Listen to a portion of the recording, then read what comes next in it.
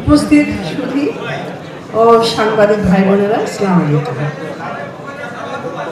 আজকে যে অনুষ্ঠানে আপনারা এসেছেন, আমি এসেছি, এটা আমাদের বাংলা চলচ্চিত্রের অনেক অনেক ছবি করেছেন ইকবাল ভাই, অনেক ভালো গল্প নিয়ে, বিগ বাজেটের, আপনার ভালো, আপনার কি বলবো, যে অনেক ব্যবসা সফল ছবি বানিয়েছেন, আর আগে অনেক অনেক ছবি বানিয়েছেন। আজকে আবার শুরু করেছেন আপনার গুলশানের চাঁদনি নামে একটা গল্প নিয়ে। আমি এত মুগ্ধ, এত ভালো লেগেছে আমার, যখন আমার গল্পটা শোনালো আমি বললাম যে ঠিক আছে, গল্পটা অনেক সুন্দর। তারপর আমার যে চরিত্রটার কথা বলেছে, আমি একদম মুগ্ধ। আপনারা সবাই জানেন আমি অনেক অনেক বছর কিন্তু আমাদের বাংলা চলচ্চিত্রের ছবিতে অভিনয় করি না।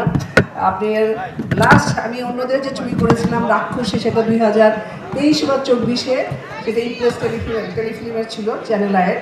তারপর আমি একটি প্রযোজনা করেছিলাম, আপনার ডাইরেকশনে দিয়েছিলাম প্রথম, সেটা হলো 2023-এ। তারপরে কিন্তু আমার কিন্তু বাংলা ছবি করা হয় না, আসলে গল্প ওই ধরনের পাই না, যার জন্য কিন্তু করা হয় না।